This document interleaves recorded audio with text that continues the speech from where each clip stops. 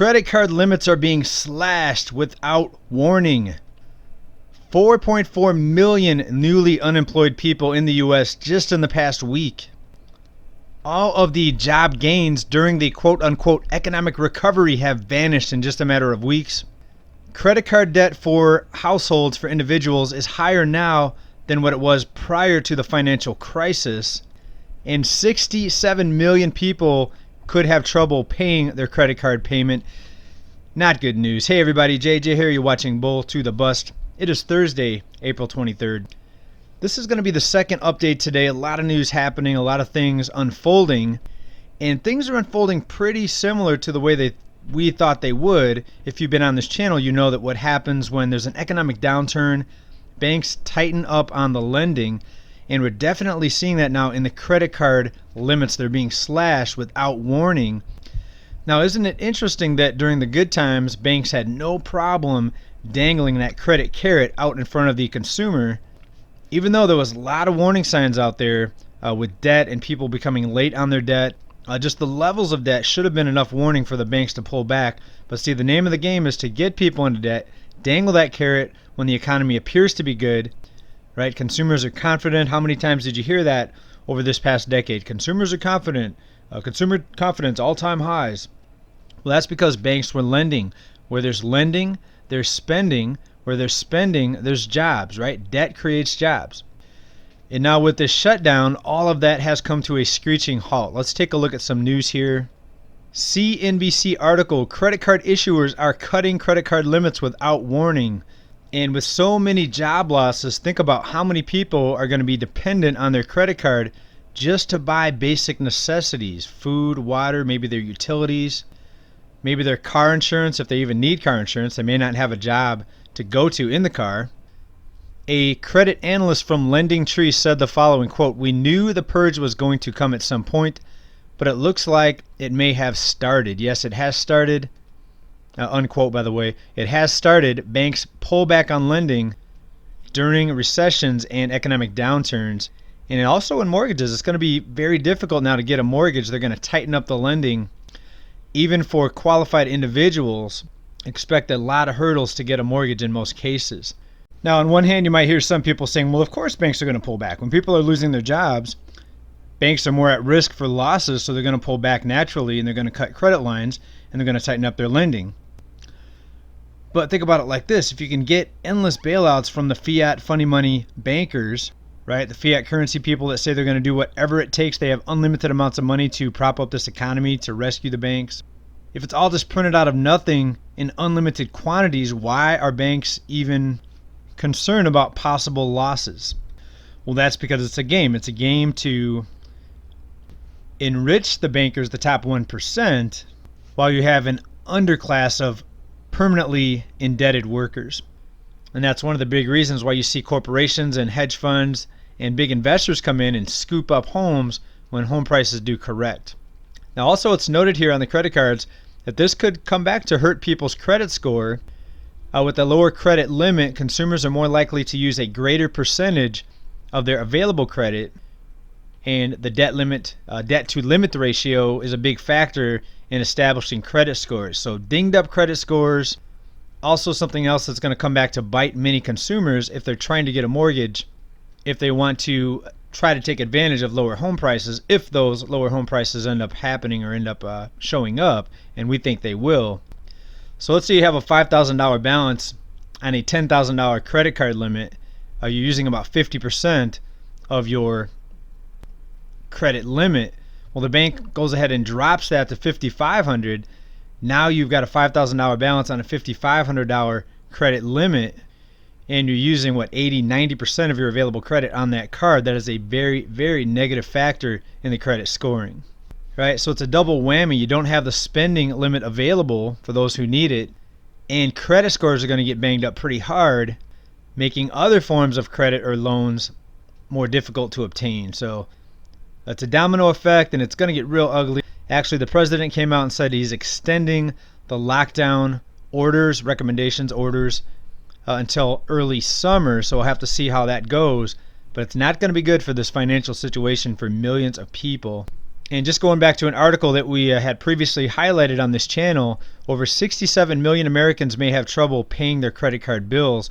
Now that article came out in March, so a month ago. The reason they said they may have trouble was because even the article writer there didn't know exactly how long the lockdown was going to last. But now that we're in April and the lockdown is still here, and we're looking at until early summer at least, we're going to see over 60 million people unable to make their credit card payments. Simply astonishing. So will the creators of the endless fiat currency just come in and back these banks and do endless bailouts? Well, I think it's very likely. You might see some smaller banks be allowed to fail and then or get bought out by bigger banks. That's typically what happens when a bank fails, is their assets get bought up by another institution. So if you owe debt to a credit card company and that credit card company goes bankrupt or that bank is insolvent, and you think the debt's going to just vanish, think again. It's going to get bought up by another institution, and they're going to try to zap your credit if you don't pay that debt. Quick chart here. This is out of Statistica, and we see that just about every type of debt is higher now than it was prior to the financial crisis, except for the orange one. Those are HELOCs, home equity lines of credit. But everything, including credit card, is higher than what it was at the 2008 financial crisis. Next topic, 4.4 million newly unemployed people last week. Let's see what that brings the total to in the last 5 weeks. So article here out of NPR. This brings the job total now in 5 weeks. The job loss total, I should say, newly unemployed 26 million people. And that erases all jobs gained since the financial crisis in what they called, quote unquote, the economic recovery. Now, why did I put quotations down here in economic recovery, around economic recovery? Because was it really a recovery? Think about it. Just because there was jobs created, does that make it a recovery when the jobs were just based on people going out and taking on debt? Right? I would call that more like reinflating the bubble. Right? So if the debt is higher now than what it was before the last crisis, instead of calling it reinflation of the bubble, they're calling it an economic recovery. Right? You see these word games that they play with people to make people think that the economy is doing good. So what is this number going to climb to? Remember, when people, 1 in 4 people not paying their rent, not paying their mortgages, right? Food shortages happening, basically soup lines that are now automobile lines with hundreds, sometimes thousands of cars waiting to get a free bag of food. I'm going to guess that millions of people are just going to say forget about it and choose to just stop paying their credit cards. And I'm sure we're going to see a lot of people running up the cards as much as they can while they can. And it looks like the banks, they're trying to get out in front of that, because when someone just gets so far in debt, it becomes an impossible thing to pay it off. And I think more and more people are going to start realizing that there comes a point where you don't even try to pay it off. You just keep running it up, swipe and dash until you can no longer swipe. Now let's take a couple steps back here and just kind of evaluate what's happening now in the perception of this lockdown economic collapse. Some people are calling it a collapse. Some people are just calling it a correction or a pullback.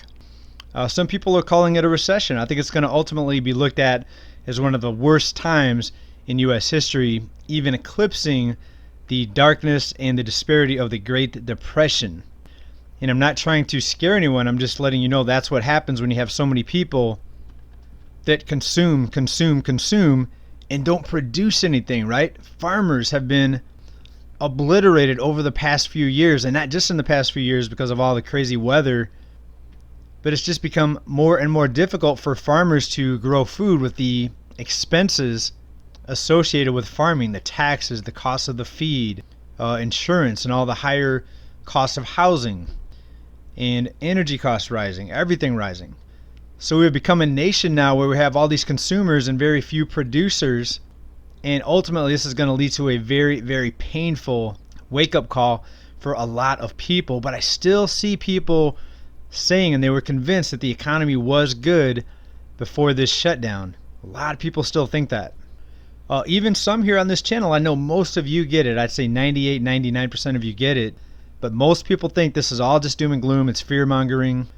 that everything was fine. You see, they drank the Kool-Aid. They believed the line. The economy is the best it's ever been.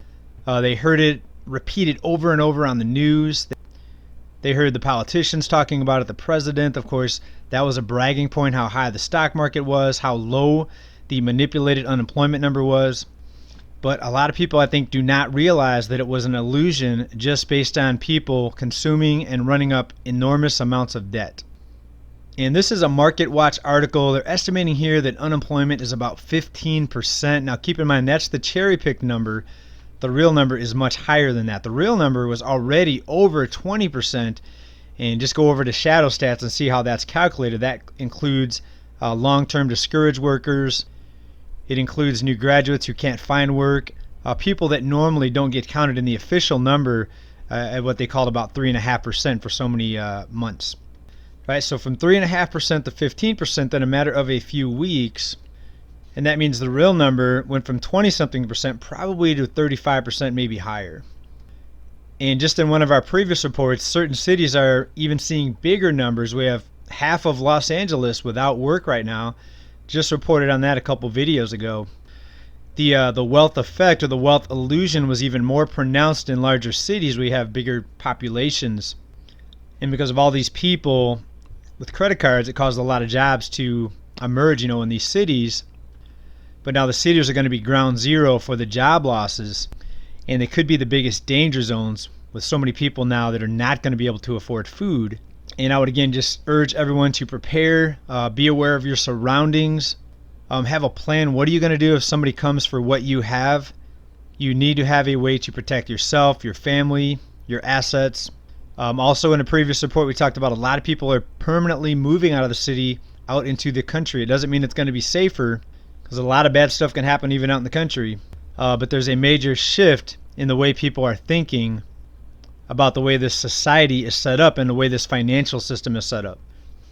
Now, we've talked a lot on this channel about the wealth transfer, that how during times of boom and bust cycles, for example, a lot of rich people get richer, the wealthier get more wealthy, and the poor in the middle class, they become even more poor.